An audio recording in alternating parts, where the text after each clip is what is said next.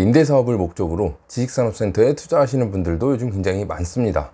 요즘과 같이 투자자의 진입이 워낙 많은 이러한 시장에서는 준공 시점에 가서 내놓는 매물들이 굉장히 많아집니다.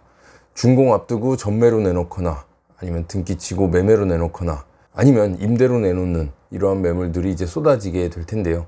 당연히 내가 임차하는 기업이다, 매물이 많다, 꼼꼼하게 이제 따져보는 거죠. 여긴 뭐가 장점, 뭐가 있고, 여긴 어떻고를 이제 따져보게 됩니다. 그래서 주로 임차인들이 고려하는 거는 코너실이라든가 층수, 인테리어, 그리고 가장 중요한 거는 그 중에서도 가격이 가장 싼 곳, 이런 곳들을 이제 먼저 선택을 해서 계약을 하게 되는데요. 이 지식산업센터의 수많은 호실 중에서 내 호실이 돋보이게 하려면 아예 처음 분양 당시부터 좋은 층, 코너 호실 같은 좋은 호실, 아니면 돈을 들여서 인테리어를 하거나 아니면 남들보다 저렴하게 내놓거나 이러한 방법들이 있습니다. 그래서 제가 과거 영상에서도 말씀드렸지만 일단 공실이 조금 길어진다 라고 한다면 인테리어를 하는 방법이 있고요. 그리고 인테리어를 했는데도 불구하고 이제 다들 인테리어를 했다, 인테리어가 당연하게 된 거다 라고 하면은 어느 정도 렌트프리 기간을 두라고 말씀을 드렸습니다. 그리고 렌트프리 기간을 뒀음에도 불구하고 공실이 조금 더 길어진다, 최후의 수단으로 임대료를 인하하는 방법이 있습니다. 이건 과거에 인테리어에 대한 부분, 이제 공실에 대한 부분을 말씀드릴 때 이렇게 했는데, 지금의 불장 시장에서는 95% 이상, 98% 정도가 투자자죠. 그래서 이제 분양 중인 이 지식산업센터의 모든 호실이 이제 준공 시점에 가서 전매나 매매 혹은 임대로 나온다 라고 생각을 하고, 나는 임대까지 가지고 갈 목적이다 라고 했을 경우에는 차라리 준공 이후에 빠르게 인테리어를 완료해 놓고 임대를 맞추는 것이 이제 공실에 대한 위험, 공실을 줄이는 방법이 되지 않을까, 그렇게 생각을 합니다. 물론 인테리어를 하게 되면 내가 투입하는 자금은 추가되는 겁니다. 당연히 수익률은 이제 하락하게 되는 거고, 일단 수익률 하락을 감안하고서라도 남들보다는 좀 빠르게 임대를 맞추고 안정적으로 추후를 도모하겠다 하시는 분들은 인테리어를 한번 생각해 보시는 것도 좋은 방법이라 생각을 합니다. 그래서 준공을 앞둔 지식산업센터를 분양받으신 분들은 최근 인테리어에 대한 부분도 문의를 많이 주고 계시는데요. 그래서 오늘은 저희가 상담실 운영을 위해서 준비한 사무실 인테리어에 대해서 안내를 해드리도록 하겠습니다. 분양받으실 때는 제조형과 업무용으로 호실이 나뉘게 됩니다. 제조 같은 경우는 기계나 장비를 안으로 들여서 이제 일을 하기 때문에 이분들이 어디다 어떻게 배치를 하고 일을 할지 그거에 대해서 알지 못합니다, 임대인은. 그렇기 때문에 크게 인테리어 할 필요는 없고요. 그래서 대부분 제조형 같은 경우는 직접 인테리어를 해서 사용합니다. 아니면 인테리어 없이 가는 경우도 있고요. 인테리어를 검토하고 계획해야 될 분들은 업무용 호실이죠. 사무실 형태의 업무용 호실을 분양받으신 분들이 해당이 되겠습니다. 그래서 사무실 인테리어 하는 항목들은 다음과 같습니다. 일단 외부 파사드, 그리고 방연 필름이 있겠고요. 파사드는 호실 입구에 이렇게 문을 중심으로 커다랗게 장식을 해놓는 걸 말합니다. 그래서 다른 호실과는 다르게 차별성을 두는 거죠. 멋있게 인테리어를 하고요. 눈에 잘 띄도록 하는 거고요. 문 색깔도 그냥 밋밋한 철문이 아니라 이제 인테리어에 맞춰서 시트지를 붙여서 작업을 합니다. 이렇게 멋있게 외부 파사드를 하는 경우가 있고요. 다음은 강화도어입니다. 기존 지식산업센터를 보면은 이 방화문, 철문을 열어두고 이 안에 있는 내부 유리문을 열고 닫고 사용하는 경우가 대부분입니다. 그래서 인테리어를 할 때도 이 강화도어를 기본적으로 해주는 경우가 많습니다. 그 다음은 내부가 보이지 않도록 이렇게 불투명으로 된 필름지를 시공을 하고요. 그리고 여기 추가해서 도어락까지 설치를 하게 됩니다. 이것으로 이제 출입문이 완성이 되는 거고요. 다음은 내부의 룸 공간을 이제 별도로 만드는 경우가 되겠습니다. 이 룸은 전체를 유리로 하는 경우가 있고요. 아니면 전체를 판넬로 하는 경우가 있고, 유리와 판넬을 섞어서 하는 경우가 있습니다. 룸 공간을 만들 때는 아예 벽체를 천장까지 막아서 만드는 경우가 있습니다. 천장을 별도로 다 막는 경우에는 이제 냉난방기가 추가될 수 있다는 점, 그리고 스프링클러나 화재 경보기 같은 소방법에 맞춰서 새롭게 인테리어를 추가해야 된다는 점, 이 부분을 염두에 두셔야겠습니다. 다음은 냉난방기인데요. 요즘 업무용으로 공급되는 지식산업센터의 경우 아예 건축할 때 시스템 냉난방기를 포함을 해서 분양하는 경우가 대부분입니다.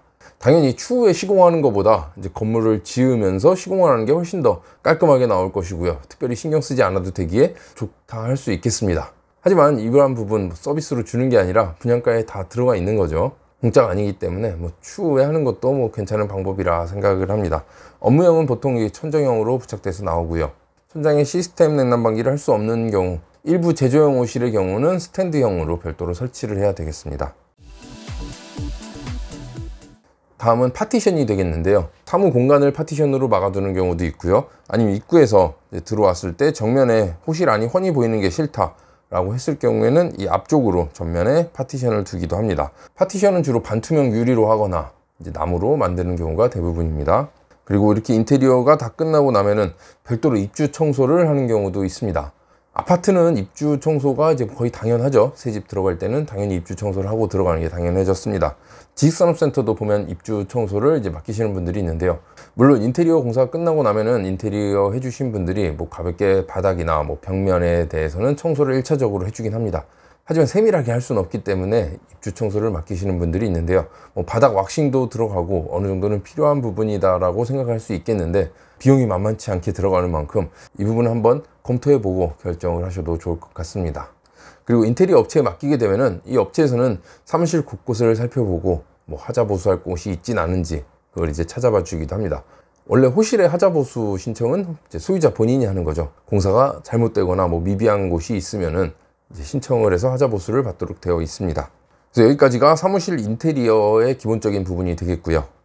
다음은 저희가 사무실 겸 상담실로 운영하고자 받아놓은 호실을 인테리어한 사진이 되겠습니다.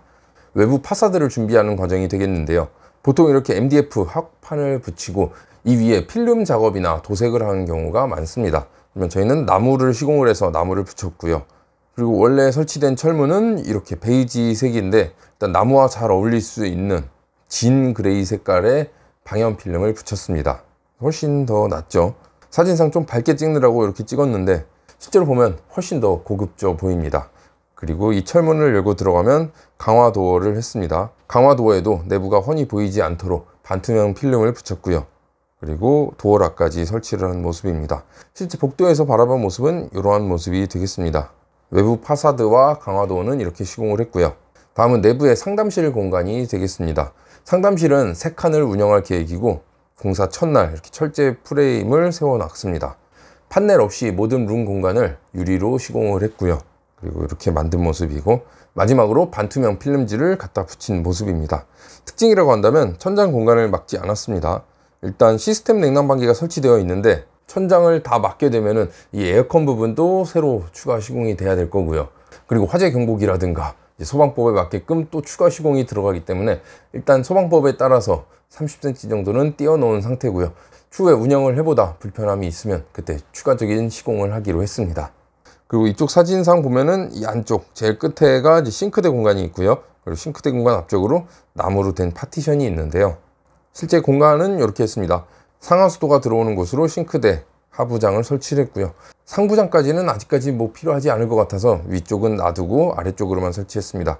그리고 싱크대 안쪽에는 전기 온수기 30L짜리를 넣었습니다. 그리고 출입문을 열고 들어가면 바로 정면에 싱크대가 보이기 때문에 이렇게 나무로 파티션을 만드는 작업까지 했습니다. 여기까지가 저희가 실제 인테리어를 한 시공 사례가 되겠고요. 실제 내가 임대를 하려 하고 인테리어까지 내가 해줄 의향이 있다 라고 하시는 분들은 실제 시공은 뭐 강화도어나 도어락 정도만 하실 수가 있을 겁니다. 내부에 룸 공간을 별도로 만들어주는 경우도 있지만 보통 인테리어 부분은 이제 들어오는 사람 입맛에 맞게 해야 되겠죠. 그래서 대신 임대를 내놓을 때 조건을 거는 거죠. 외부 파사드와 뭐 인테리어, 내부 룸 공간은 내가 해주겠다라고 이제 조건을 거는 거죠. 이제 부동산에서는 설명을 할 겁니다. 여기는 보증금 얼마에 월세 얼마로 나왔고요. 그리고 여기는 임대인이 추가로 인테리어를 해줄 예정이라고 합니다. 대신 인테리어를 해주겠다라고 마음 먹었을 때는 이제 금액을 어느 정도는 정해놔야겠습니다. 그래서 어느 정도 견적을 받아보는 거죠. 외부 파사드는 얼마, 뭐 내부 룸은 얼마, 어떤 자재로 시공할 것인지 이제 알아두고 얼마 범위 내에서 내가 인테리어를 지원해 주겠다 라고 이렇게 조건을 걸어서 임대를 맞추는 경우가 되겠습니다. 그래서 사무실 인테리어는 이 정도로 생각을 해 두시면 되겠고요.